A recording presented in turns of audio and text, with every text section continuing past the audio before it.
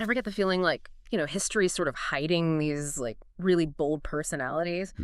We're going deep on one of those today. Catherine of Siena, Yep. 14th century. And this woman was a mystic, but not just, had visions that she dictated them. Wow. It's like, imagine if your most intense prayers, right, became this source of guidance for like centuries. That's the kind of impact we're talking. And what's really amazing is she wasn't like shut away in a convent or anything. Yeah.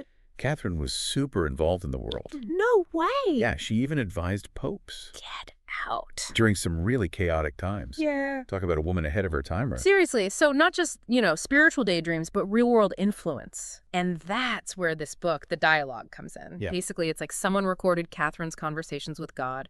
Her secretaries wrote it all down. It's a wild look into her spiritual life. And you see these core themes that still resonate, even now.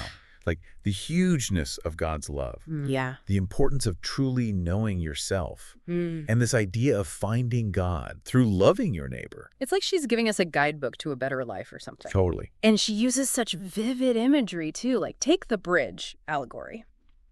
She describes a bridge, right, with 3 steps.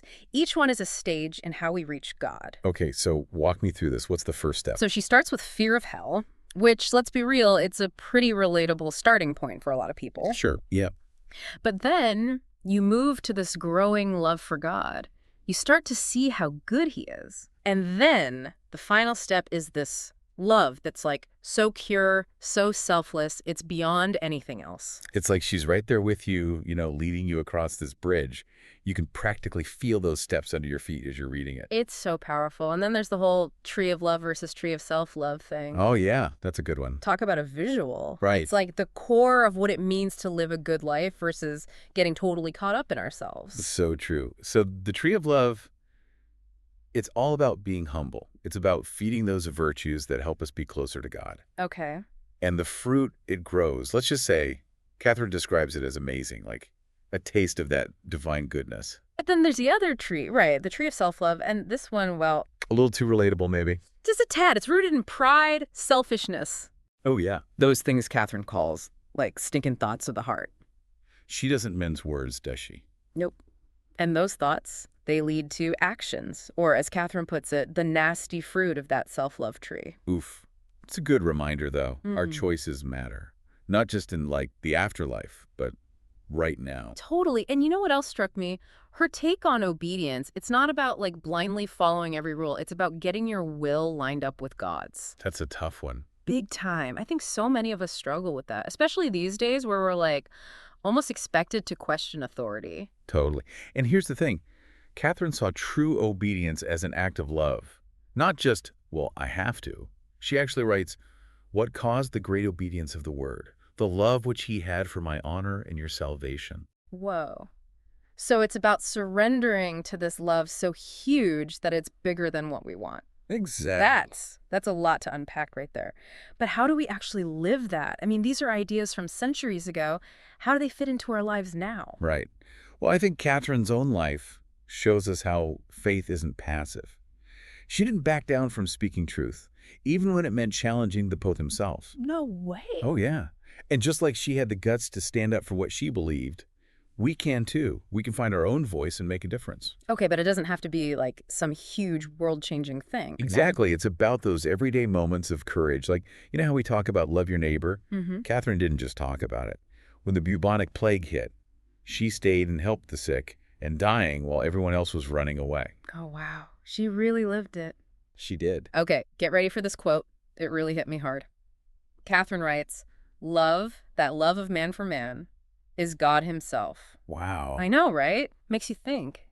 How often are we treating love like it's just a feeling, not something we actually do? Yeah, it's like we forget to actually, be loving, not just feel it. Totally. And she was writing this when the church itself was a mess. Kind of reminds you of, well, now, right? Institutions can get so messy, even the ones that are supposed to be, holy. Well, absolutely. Yeah. Catherine saw it firsthand. But here's the thing.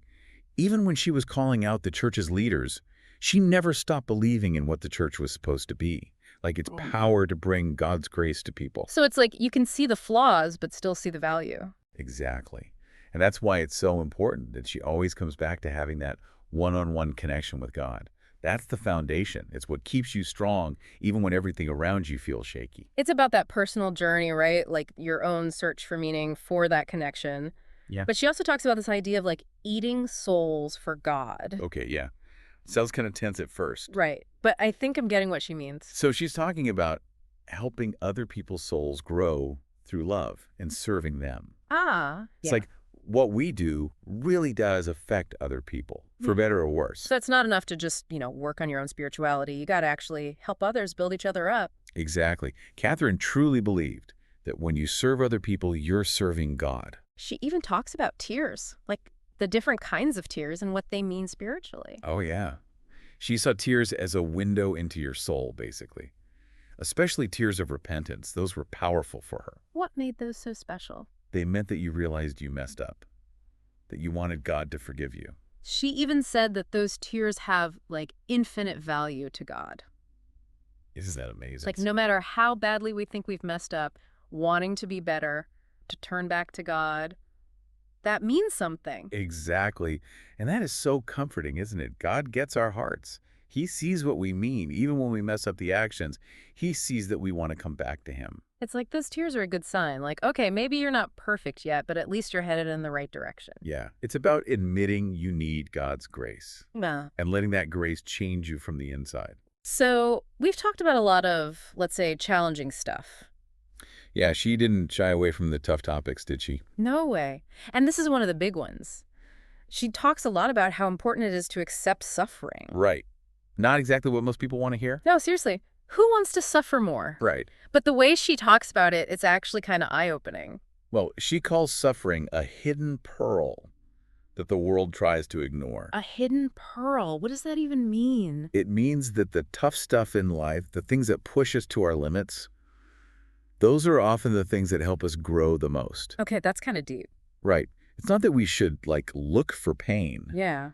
But when it happens, which it will, there's a chance to become a better person because of it. So it's all about how you deal with the hard times. Exactly. And she really believed that you could find purpose, even good, in the midst of suffering, if you connected it to Jesus' suffering. It's like she's saying, look, bad stuff will happen, but what really matters is how you face it. Do you lean on your faith, or do you let it crush you? And that's where divine providence comes in. Right. Right? That whole idea that God is in control, working things out for good, even when we don't get it. That's a hard one to wrap your head around, especially when something truly awful happens. It is. But for Catherine, it wasn't about pretending bad things didn't happen. It was about trusting that God had a reason, even if we couldn't see it. It takes a lot of surrender to do that, to just let go and trust. But she doesn't mean becoming passive, right? Not at all. She thought it was one of the bravest things you could do to surrender like that. It means letting go of needing to be in control and believing that God's plan is better, even if it's hard. That's really powerful. And it goes back to that whole obedience thing we talked about, right? It's about making our will line up with God's will. Not because we have to, but because we love him. Yes. And she believed that's where true freedom comes from. Because when we stop trying to control everything, when we surrender to something bigger than us, that's when we can see possibilities we never even imagined. And she didn't just talk about this stuff, she lived it. Like when she called out hypocrisy in the church, even when it meant going up against powerful people, she had some tough words for priests and church leaders who she thought weren't living right. Oh, for sure. She did not hold back. Her letters are full of her, calling them out, saying, hey, you're more worried about power and looking good than you are about God and his people. She was bold, but she still believed in the church, right? Oh, absolutely. She Yeah. believed in the church itself, even when the people in it messed up. It's like, imagine a hospital, right? The building could be brand new, top-notch. But if the doctors and nurses aren't good, it doesn't matter. So it's like seeing the good and the bad at the same time, believing in the mission, but seeing that the people in charge aren't perfect. Right. That's a tricky balance. But Catherine managed it. She believed in holding people accountable, making things better. But she also never forgot how important the church was as a way for God to reach us. It's like she's saying, look, the house needs some work, but the foundation is strong. Yes, exactly. And she thought that fixing those problems starts with each person looking at themselves honestly, especially people in charge. They have to ask themselves, am I living right? Am I doing what God wants? That's a message that we need now more than ever, I think. Every time you turn on the news, there's another scandal. It's easy to just feel hopeless. It really is. But Catherine reminds us that even when things seem really dark, there's always hope. Where do we even find that hope? It starts with each of us choosing to be better, to be a light in all that darkness. She talks about how important it is to find friends who are on the same spiritual path as you. Yes, those spiritual friends are like your soul's support system. She said they can help you slay your self-will. I love that. It's like having your own personal cheer squad and a coach pushing you to be your best. Those friends are a safe space to talk about your struggles, celebrate your wins, and encourage each other to keep going, even when it's hard. And Catherine didn't just mean priests and nuns, right? No, not at all. She thought anyone could be a good spiritual friend. It didn't matter where you came from or how much money you had. She saw the good in everyone. She makes me think of someone you'd just love to have a deep talk with. Oh, totally. Even if it meant she challenged you a bit. For sure. She didn't avoid the tough conversations, like when she talked about the narrow door we have to go through to get to heaven. Oh, yeah. What did she mean by that? She saw it as a challenge and a gift. It represents all the struggles we go through in life, the sacrifices we make, saying no to ourselves. So letting go of the things that hold us back, like our egos, our desires, always needing to be right. That's it. But it's not about earning our way into heaven. It's about choosing to follow God's will. And she says that's where you find true freedom and joy. It's like sometimes the hard path, the one that takes more work and discipline, that's the one that actually leads to more happiness in the end. Exactly. And that's a really hard message to hear, especially now when everything's telling us to just do what feels good in the moment. Instant gratification, right? Yes. Yes. But Catherine's whole life shows us that real happiness doesn't come from always getting what we want. It comes from giving yourself to something bigger. It's about enjoying life, but also knowing that real fulfillment, like deep down happiness, that comes from something more. Something beyond just like, I want this now. Yeah, it's a constant journey, It's figuring out what really matters and then actually making choices every single day that reflect that. And she didn't try to make it sound easy either. She was really straight up about what happens if you choose that like wider, easier path. The one where it's all about me, me, me. Oh, yeah. She didn't sugarcoat it.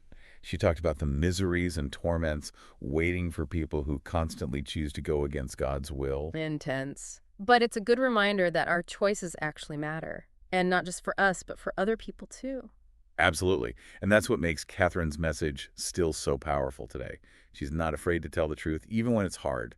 She makes us really look at ourselves. Yeah, it's like she's holding up a mirror and saying, okay, are you really living the way you say you believe? Right. Are you using your gifts to make things better? Are you putting your time and energy into relationships that matter, the ones that bring you closer to God? Those are questions we all have to face at some point, And what I love about Catherine is she doesn't give you some easy answer. She's like, nope, you got to figure this out. Do the work. And remember, she says, you don't have to do it alone. Find those spiritual friends, the ones who will walk with you, call you out when you need it, and celebrate the good stuff too. It's about those real connections that remind you, hey, I'm not in this by myself. Exactly. And Catherine believed those connections could be anywhere, not just in church, but with anyone who's trying to live a good life, a life of faith. It's about seeing that little bit of God in each other, even when we're different, That's so important now when everything feels so divided. It really is. Catherine's own life shows how powerful those connections can be. She was friends with everyone, from regular people to big-time church leaders. She valued everyone. It's like building bridges instead of walls. Yes. Finding what we have in common, even when we don't agree on everything. It makes me think about that bridge allegory again. It's such a powerful image for the whole spiritual journey. It is. Because faith isn't just some idea in your head, right? Yeah. Catherine knew that. It's about actually doing something, taking those steps, making choices every day that lead you toward God. It's the little things that add up, the small acts of courage, of kindness, of really caring for others. Yes. And those small choices, they have big consequences, eternal ones even. Catherine was very clear about that. She talked about heaven and hell, but she always emphasized how merciful God is. Even when she talked about the bad stuff, what happens if you reject God, you could still feel her compassion. It was like she was begging people to choose differently, to choose life, to choose love. Exactly. Because for Catherine, it was never about condemning anyone. It was about waking them up to the truth, showing them how beautiful and freeing it is to line your life up with God's will. She was amazing at holding those two things together. God's judgment is real, but his mercy is even bigger. She was. And that's why she still speaks to people today, centuries later. She doesn't shy away from the tough stuff, but she always points us back to hope, to healing, to that love that never goes away, even when things are really, really hard. Well, that about wraps up our deep dive into the world of Catherine of Siena, this amazing woman who challenged popes, cared for the sick, and left behind wisdom that we still need today. It's been so great exploring her writing with you, and I hope you'll keep digging into the dialogue on your own. Let her words challenge you, inspire you. She's one of those people who leave you with more questions than answers, but in a good way. Like, how can we be more loving, more courageous? How can we give ourselves to something bigger than just It ourselves? may be the biggest question of all. How can we show God's love more clearly in a world that needs it so badly? Catherine reminds us that it starts with those everyday choices we make. Every act of kindness, of compassion, every time we choose to be brave, those things spread out and change the world around us. So well said. And as we all go about our day, let's try to carry a little bit of Catherine of Siena with us. Let's be people of radical love, unwavering faith, and always, always ready to serve others.